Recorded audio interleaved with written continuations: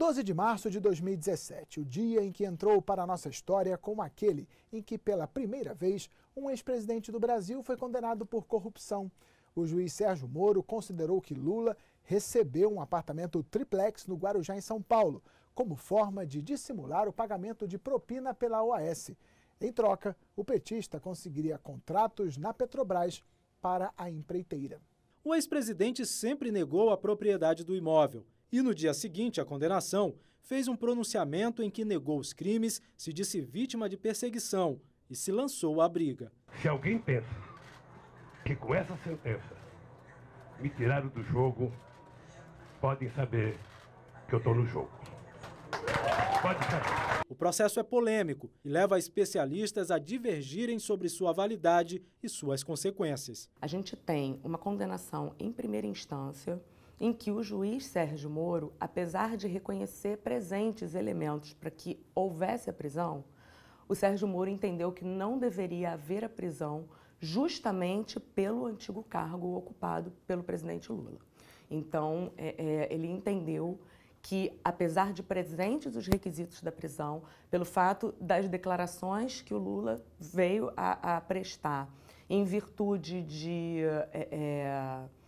de que ele iria prender todo mundo caso fosse eleito e intimidando demais pessoas que pudessem trabalhar em eventual condenação, o Sérgio Moro entendeu que não era prudente realizar a prisão em primeira instância. Então, ele vai poder apelar em liberdade, ele vai poder recorrer em liberdade. Ele foi condenado na primeira instância, né? Então, do ponto de vista jurídico, ainda cabe recurso, ele vai ser avaliado por outras instâncias jurídicas, então isso leva um tempo, né? Isso é direito de qualquer cidadão a ter esses processos alongados e avaliados por outras partes.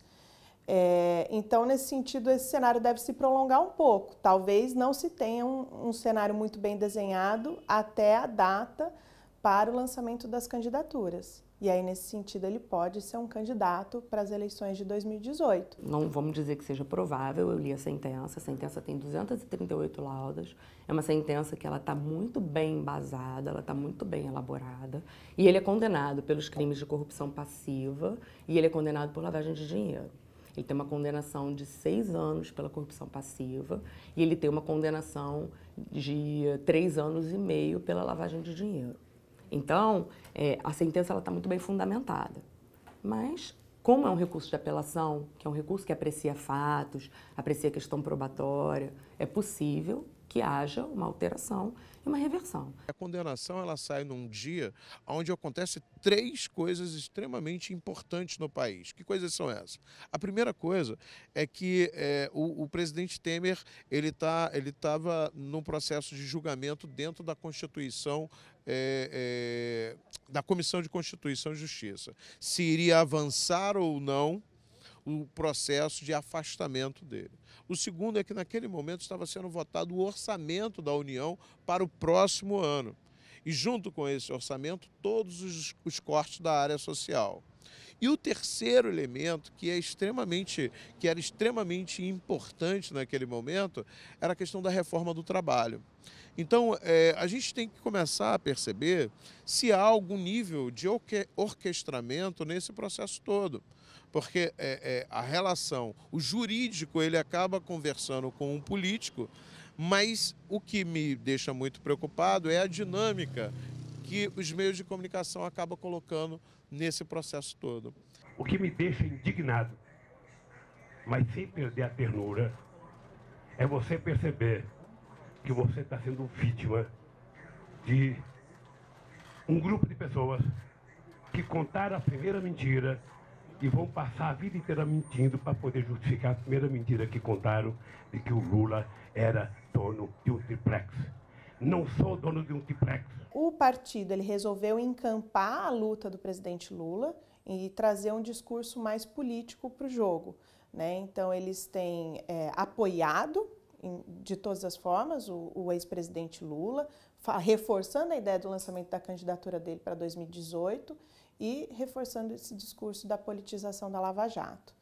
Então, isso é uma faca de 2 gumes que pode trazer repercussões positivas para o partido, ou seja, pode inclusive ganhar as eleições de 2018, como pode trazer um desgaste ainda maior para a legenda, o fato de deles estarem se posicionando nesse sentido. Evidentemente, a carreira de política de Lula não acabou. O que acabou foi o prestígio quase unânime que Lula tinha. Isso ele perdeu, mas ele não perde a sua verve política, ele não perde a sua trajetória política.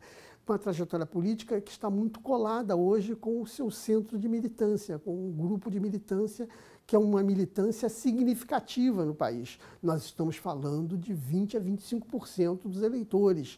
Estamos falando de pessoas que conseguem sensibilizar uma quantidade muito grande, 1/4 dos eleitores. Eu acho que o Moro deve prestar conta para a história, como eu devo prestar conta para a história.